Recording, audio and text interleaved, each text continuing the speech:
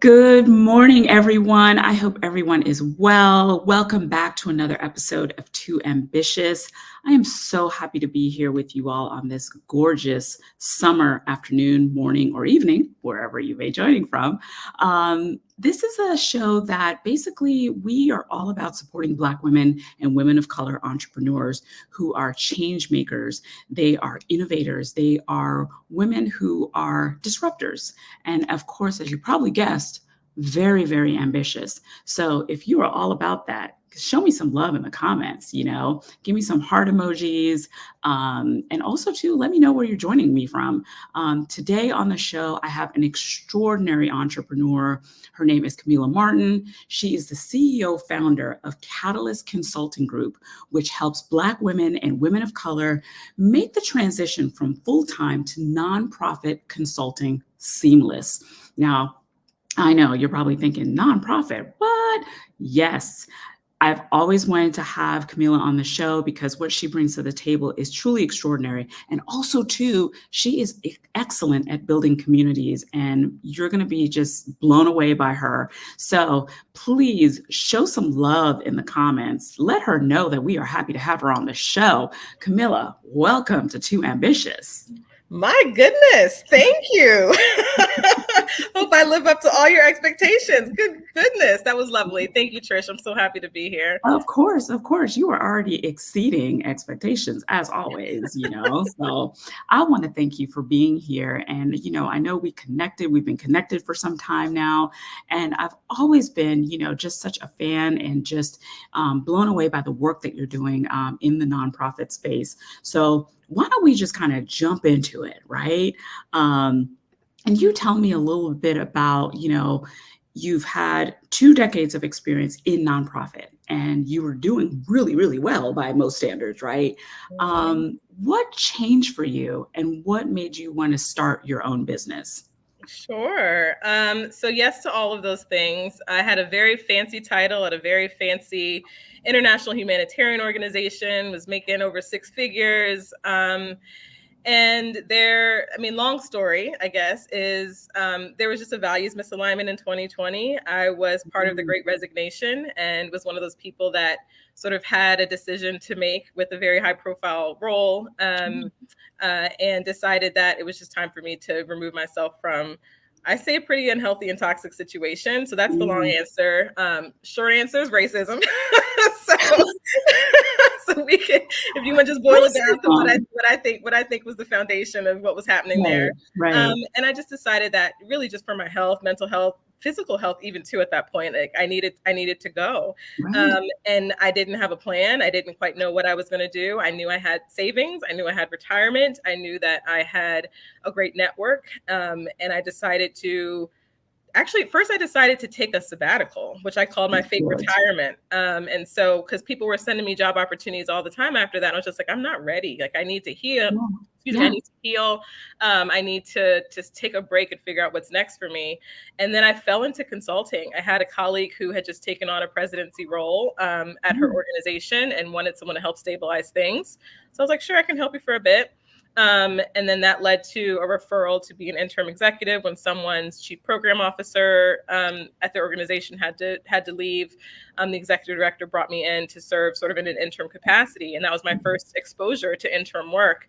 And then referrals came and here we are. And I think I started being really vocal about my journey on LinkedIn. Right. And I think that is really what catapulted the ideas. And also a lot of women literally from all over the world began reaching out to me saying, this is my story. This is my journey. How are you doing it? And I was just like, I don't know. I don't have the answers, but I'm figuring it out. So why don't we come together and figure it out together? Right. And so if you have a proposal, why not share it? If you have a template for this, why not share it so that we're not reinventing the wheel, so that we're funneling opportunities to each other. And then that became a whole thing. That became an arm of the business that really is my joy, the membership community. And we can talk more about that if you'd like. Yeah, we absolutely But will. that was really, it was an email that was the catalyst moment for me, which was the reason I decided actually to name the company Katalyst. And I changed it to a K because my name starts with a K, and I thought that was cute. Very cute. Very, very cute. But I love it. That was really the start of it all. Yeah, and I love that you kind of shared everything in that short amount of time, because it is quite the journey, right? Especially when you're in corporate, you get out of corporate and now you're like, okay, now what? And also kudos to you for taking that break, that sabbatical. How long were you on break before you kind of it was officially a month. Okay. But it probably ended up being a little bit longer. Okay. But yeah, and I'll say that I needed that break. Like it almost Yeah. wasn't a choice. So, like I knew that I just didn't have it in me after kind of what I had gone through to, Right. give myself in the way that I would need to support another organization or another team in that moment. So it was essential. And I also say I was very privileged. I was very privileged to Yeah. have savings and a decent retirement from an early job when I was young that contributed a lot to my retirement, and it built up Yeah. over 20 years. So I'm very transparent about that. Like I know it's not just an easy leap for everyone. Right. But having that made it a lot less scary for me. Yeah, and I think, I appreciate your transparency with saying, you had the savings and everything like that, because you're right, not everybody has that. So you made this transition after dealing with, one of the big things, racism, and kind of feeling like, okay, I need to take care of my mental health. What were some of the things that you did in those first months after you took the break to kind of, I want to say, kind of reorient yourself, to take care of yourself? Because I feel like there's so many people who are dealing with that very same thing right now and don't know how to sort of get on track and to point themselves in another direction. Yeah. A lot of it was me just quieting and Mhm. centering. I was also very fortunate that in that time, remember, this is like pandemic time. So it's like Right, right. the upside down world, where, people were just going within and trying to figure out, and also being very kind of creative. I think that there was a Yeah, lot of creative energy that was occurring around that time, because the way the world as we knew it had disappeared, right? In a sense. yeah, And so a lot of us sort of had to figure out, how are we going to survive and navigate in this moment? right. So I had gotten a fellowship actually, the year before the pandemic, that was supposed to happen in July of 2020. It was through Knoll Farm. Look them up. It was for basically environmental and conservation leaders of color to come together and just rest. And their whole thing was sort of radical hospitality. So they had farm to table food. They took care of you. You lived in a yurt. There was a big, beautiful, like, I don't even know what, coal warmed hot tub out. Like it was very nature focused and nature Right. centered, which is exactly what I needed in that time. Yeah. And I had actually taken up photography as well. Like I had bought a fancy camera years ago and never learned it. So I said, during this week of my sabbatical and my fellowship, I'm going to learn this camera. And so I ended up like taking amazing photos and declared myself a nature photographer in front of that group in that following year when we were finally able to come together. And photography was really what centered me, Mhm. honestly. And then I used that to really, I got another opportunity from it. With the Wilderness Society, I got to go shoot in the North Cascades National Park for a paid gig, my first Wow. ever paid gig. So it was one of those things where I was just listening to myself and following things that I Right. never knew, Mhm. that I wanted to do, and just throwing the supposed tos out of the window. Yeah. Actually, I was in Oprah magazine a couple years ago, Ooh, where I I talked love a that. lot about this. Like I talked Yeah. about letting go of the supposed tos, and how sometimes that is just an enlightening way to discover who you really are and discover Yeah. your passions and your gifts. And so I think once I started to unravel that during that really opportunity time that the pandemic and my resignation gave me, a lot of stuff kind of rose to the surface that I should try. And I tried it Yeah. all. Yeah. Well, and so brave too. I love that, Camilla. Trying new things, and congrats on being Oprah magazine as well. Thanks. Fun fact, I used to work at Oprah, so I know all Oh, look about, at that. I know all about, the Oprah magazine. So that's really awesome, the work that you have put in to get to this place. So let's talk about, Katalyst Consulting. It sounds like you do a lot of different things, but how is your company different than most of the small businesses that are out there? I would say one thing that makes us different is we started out pretty early with multiple revenue streams. Okay. So I know there are a lot of sort of business experts or people who are talking about their entrepreneurial journey who say to niche down and do just one thing first. And I Right. mean, I'd actually do advocate for that. Like, I think if you Okay. can do one thing really well and prove that, then add other things. But for me, it was built out of the things that I needed. And Yeah. so I am my customer, I because I know there's a lot of women like me out there, right, that have Right. risen through the ranks of their organizations, have had it up to here in one way or another, or are just deciding that they want to do something different, right, and take a bet Yeah. on themselves. And that's sort of how I build. So I do consulting. Obviously, that was the first, Right. way that I started putting myself out there. So I work Right. with organizations in an interim capacity, primarily. And also I've led remote teams for about 12 to 13 years, even way before Zoom was a thing. And so I have a lot of experience and expertise on building kind of strong, optimized, really fun, human-centered teams remotely. Yeah. And so that's my consulting work.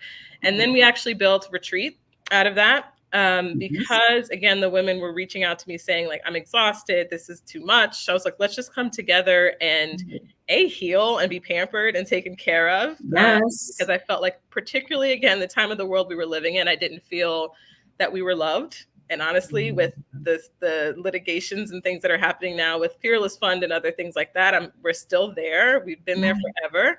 Yeah. And I just wanted to be a space where we could be poured into, and where, Mm. like, Black and brown women who, aren't taken care of in the world, in this Yeah. country particularly, could feel like they were taken care of. So that was the Yeah. start of the retreats. Started those literally in my neighborhood in Orlando, Mhm. and then we expanded for a couple of years. Went to Costa Rica last year and had an amazing experience. And Yes. then we were in Montego Bay, Jamaica the year before at a beautiful Black run resort. So anyway, so that was that. And then the third piece is the mastermind community. So this is like my pride and joy, because this is really the space that I feel is scalable, talking Right. about, thinking about sort of the basics of business. Right. Um, and this is also the space where I feel like I see direct impact that we're having on women's lives. Like, Right. we just put out a 2-year impact survey results, Right. Right. where we surveyed our community to talk about, Mhm. what are you getting out of this? Like, people are Okay. getting money, they're getting gigs, they're getting friendships, they're getting connections, they're connecting with organizations. Like, over 90% of the women say that a community and support is the biggest benefit that they have in Katalyst that they don't have elsewhere. And it's Right. not just the RFPs or whatever that are funneling through. It's general. It's humanity level stuff, right? Like, we talk about Mm. business, we talk about our kids, we talk about perimenopause, we talk, like, literally anything that is coming up for us as women at this time in our lives and our businesses. It's a Right. space where you can show up fully as that. We Right. vent, we talk about disappointment of not getting, opportunities and what we can do next. And people are partnering with each other. So it's, I biased, obviously, but I think it's a space that I've never experienced before. Like, I was never Right. in a sorority. I was never, it's just different. Yeah. I Yeah. think that the 3 revenue streams is one thing, that Right. definitely makes us different. Right. And because they're all things that are so aligned to me, and it's sort of a funnel, almost through, like, you participate in this, then you can get into this, then you can get Right. into retreats. So it all works. It all balances pretty well. And I love that you have multiple revenue streams because yes, to your point, it's always challenging at the beginning when you start a business, especially if you're a Black woman or a woman of color. This community, you really lit up when you started talking about the community as well. Tell me more about, like, how can you join? How many women are currently in it?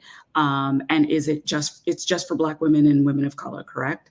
So it's open to anyone, but we center Black women and the needs of women of color. So we got a few white ladies in there, and some have been really good, like about reaching out, being very thoughtful and mindful about the intentionality of the space and wanting to make sure that it could maintain itself as a safe space, with white women's presence.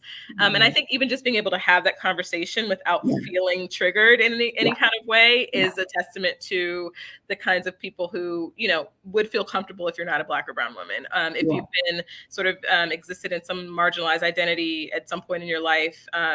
So we do center, because it's a space, again, that I created out of a need for us to be taken care of. And I need to maintain that.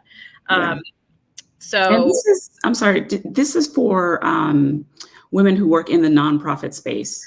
Primarily. So we do have some that have come from corporate, but just because of my networks and sort of how I promote myself, the opportunities that I'm able to pass along are primarily nonprofit, some government, but not really corporate. And then we also have coaches that have found the space and found it valuable as well. So those who are doing executive coaching, DEI coaching, that sort of thing as well.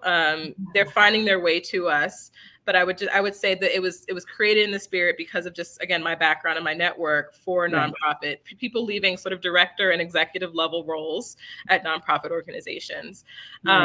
And you asked where they can find me. So KatalystConsult.com, Katalyst with a K. We have a 7-day free trial. So no harm, no foul. If you come check it out, it's not what you want. Like, I'm not going to be the one to try and beg you to stay. I would actually gladly recommend and refer you to other communities that I know that might be more valuable and beneficial to what you need. Because my big thing is, like, there's space for everybody. There's enough opportunities for everybody. There's a lot of communities out there that have come to light over the last several years. And I just want people to find their space, like, I don't want people out here doing this alone. So whether it's Katalyst or somewhere else, find your people or build your people so that you're not sad and lonely, number one, and then struggling and trying to do it all on your own. Like, that's just not, we're not supported in the way to make that successful. So we need to be making sure that we're finding our support systems the way that we need them. Absolutely, because it's exhausting doing it yourself, and burnout is a real thing. So I love that you have this space, and you also too, you spoke about the retreats and everything like that. And so, how often do you do these retreats? So we started out one a year, and they were these big, lavish, all-inclusive 5-star things. So I lost money on the last 2. And so I had to sort of have a come to whatever moment to decide whether or not. As Oprah said, a come to Jesus. Yes. To decide whether or not this was right for the business. So I paused this year and decided to do 2 smaller domestic events this year, primarily for our consultant network and our colleagues and friends. So next year, what I'm considering is like a hybrid of the big fancy international thing and the local thing. So I'm thinking about renting an Airbnb, like a really nice Airbnb, having a private chef in a couple of locations internationally, and having a smaller group, because that worked out well when we tried it this year. And then maybe doing 1 or 2 domestic ones as well. So I'm kind of steering away from the big fancy ones because they're just expensive. They're really expensive because we cover literally everything from the moment you step off the plane to the moment you get back on the plane. And I hired a team. So the price just went through the roof and was pretty, cost prohibitive for, I think, the people that I wanted to reach. So I think the other option will be the best of both worlds. It'll allow me to do that, to create that space for us, but also make it a little bit more intimate, more intimate. Yeah, definitely more intimate. And I was against the Airbnbs for a while because I'm an introvert, and I was like, I don't want to be around all the people all the time, like them seeing me in my PJs and stuff, and have to think about what it looks like when I come to the kitchen. But we did it this year just out of necessity. And it worked really well. It worked really, really well. And we had a campaign that we launched the idea of that came out of that time we came together. So I think I saw the value in, again, intimate spaces where we can just sort of get together and chat and talk about business and decide, how we each want to pursue our various lanes. I want to continue to provide that space for folks. I'm just trying to figure out the right format. Yeah, absolutely. Well, it sounds like, you're definitely on the right track and you're getting there because, people are finding so much value in it, including yourself. As you are growing, Katalyst Consulting, let's talk a little bit about the funding and, the how you basically maintain your bottom line. We know that organizations such as Fearless Funds are under attack, or and a lot of things are changing right now in terms of how businesses can show up for, especially Black women-owned businesses. Um, how are you feeling about this climate for you as a Black woman, as an entrepreneur? How are you feeling about what the next step is for your business and the growth of your business, given that, funding is someone getting pulled back. We are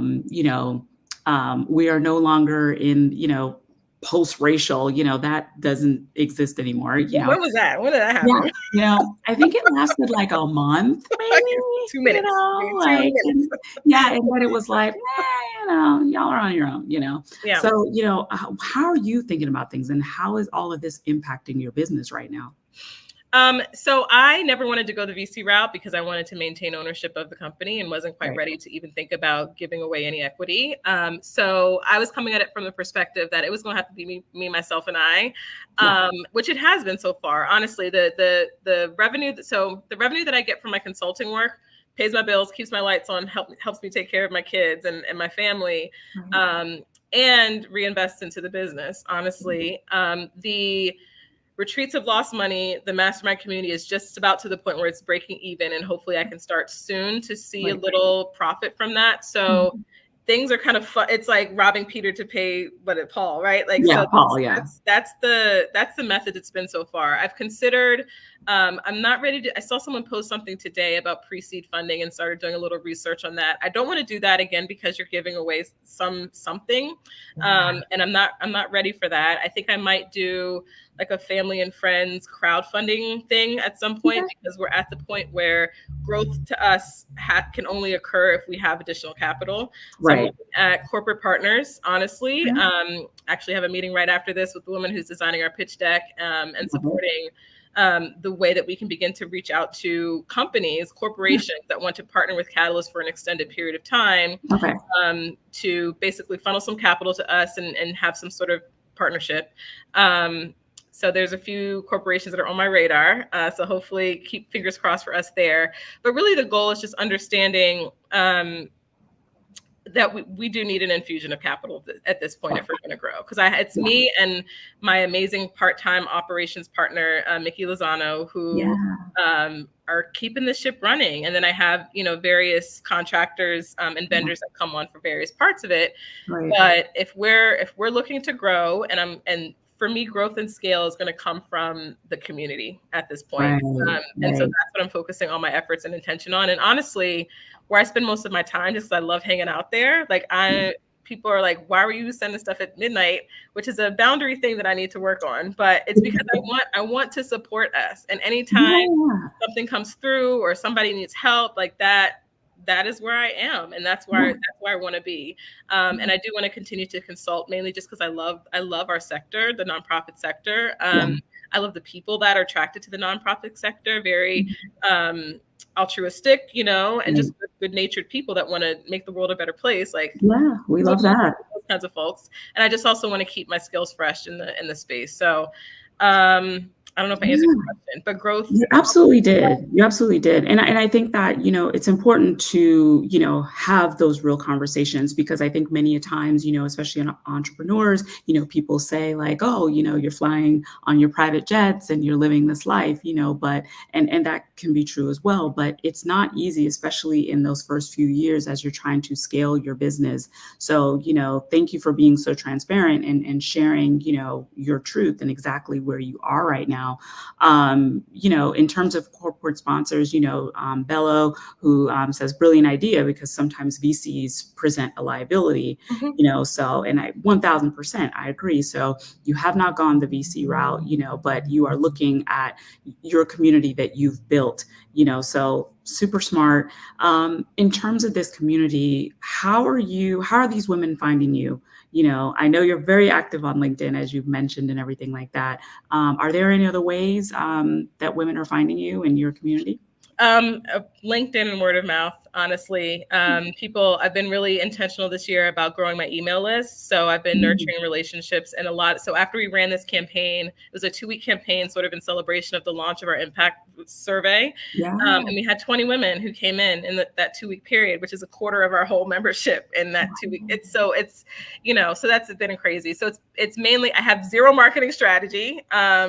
But that is, again, another goal of mine for the next 12 months is to really focus on getting in front of audiences, because I can't keep trying to tell the same people that I exist, right? So I've been doing a lot of podcasting, opportunities like these to connect with folks like you. And I love doing that as well. I love doing conferences. I love doing panels on conferences, probably more than even just standing up and presenting. So just sharing about my journey, sharing about sort of the way that I approach entrepreneurship, which I think is different than I don't want to say different than a lot of people, but I just have different goals. Like my guiding light is, my North Star is liberation and freedom, right? So the minute that I'm starting to feel like I'm stressed and this is not liberating, I'm like, this is not the direction I need to be going. So I could very easily perhaps explore some of these other more traditional routes to grow faster and scale faster. But that would not be aligned with what my goals are for my life, and just for the business. I'm trying to explore the slow and steady burn of growth, right? And be very intentional about the growth and who is in our community to maintain our vibe. And also just to maintain my sanity, because I want to grow this, I want to build this, I want to make it something that is an asset, for both me and my family, as opposed to just being a freelancer. I want this to be a business that eventually, could potentially sell some assets or whatever, 5 years down the line. When I'm talking about trusted estate planning, like I want this to be part of that. Generational wealth. Absolutely. Yeah. So that's where I'm going with this. We'll see. We shall see. But so far, so good. I mean, things feel very aligned and very flowy, which is how I like it. Yeah. And so your community, how large is the community right now? So right now we have 88 women in the community. And again, 20 of those have joined the trial in the last 2 weeks. So, hopefully those who feel that it's providing value will stick around. And my goal is to get to 150 by the end of this year.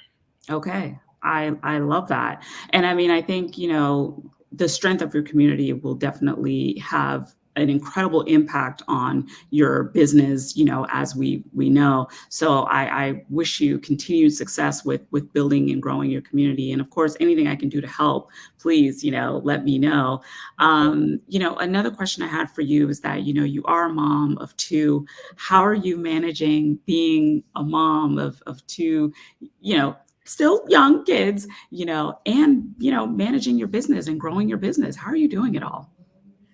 Define managing, because I mean, we're waking up every day. Everybody's alive by the end of the night.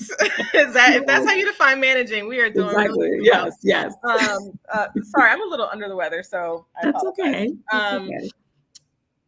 And the other thing about that is I moved away from my childhood home where all my family is when I was 26 and haven't moved back. And so I've been raising kids without family in Florida, which has been very challenging. Like, it's very challenging. So we had, my kid's dad and his parents live here, and his mom is incredibly supportive and has been from day one. But that's a lot of pressure for one person, right? So I mean, we're managing it the best we can. I don't know how else to say it. The thing that's been helping me survive that I've discovered is mom friends, because they're at the age now where I'm more comfortable having other people support. And like if I have a meeting late or I have an engagement, that they can stay with friends for a little bit of time until someone can pick them up. So that's been a recent transition. And I think just finding community as best I can. I think one thing I've discovered recently, though, so I've separated a couple of years ago from their dad, and finding my life again and finding my peace and my balance helps me be a better mother, so that it's not 100% work, 100% mom to the kids. But I had to remember, who's Kamilah, and like, can she have fun at middle age, and so there's so there's that as well. We're doing the best we can. Kids are happy, thriving, doing great in school. So there's really not much more that I could wish for. Well, you're doing all the things, so, and obviously it's working. So kudos to you for that. Do you consider yourself ambitious, Kamilah? So I have a weird relationship with that word. I think just because of the connotation of it, of just even as a woman, absolutely. pursuing ambition. My ambition, as I mentioned, is freedom and liberation. So anything that is going to help me feel at peace and in balance and in alignment with myself and helping me to grow and evolve, I will fight tooth and nail to continue doing that and work through the night to make that happen. I'm not ambitious in the sense of necessarily a dollar figure. I don't need to be on a yacht every year. Right. But I'm ambitious in making sure that I am living the reason I was put on this planet at this moment in time. And just pursuing all the things that are going to help me evolve to my highest self and support other, primarily Black and brown women, quite frankly, do that for themselves as well. Yeah, absolutely. Well, thank you so much, Kamilah, for sharing your story and your journey with us. If anyone can help or want to be part of Kamilah's community, please check out KatalystConsulting.com. She has a wealth of resources on there. And I think her community is probably one of the best out there because Kamilah is leading it. She is thriving and doing well. So thank you for that. Anything else you'd want to share with us, Kamilah, before we let you go? I can't see anybody else in the chat except Dan and Bello, but thank you for your comments. I appreciate your encouragement. And I'm very approachable, very down to earth. So if there's any ways that, anything that resonated, I'm happy to chat. Any ways I can support anyone out there, either in this journey or just entrepreneurship or motherhood or whatever, feel free to reach out. I'm happy to connect. Yes, absolutely. Well, thank you so much again, Kamilah, for your time. Continued success with Katalyst Consulting. And, we'll stay connected and continue talking, and wherever else we can support each other. I'm absolutely here for you. Thanks again for joining Too Ambitious. And thank you, everyone who's joined the show today. I appreciate you. If you'd like to be a guest on the show, be sure to DM me either on Instagram or on LinkedIn. And if you want to be a sponsor of the show too, we're all here for it because, as Kamilah said, those streams of income, right? So thank you, everyone, for joining. We'll see you next time. All right. Bye, everyone. Thank you.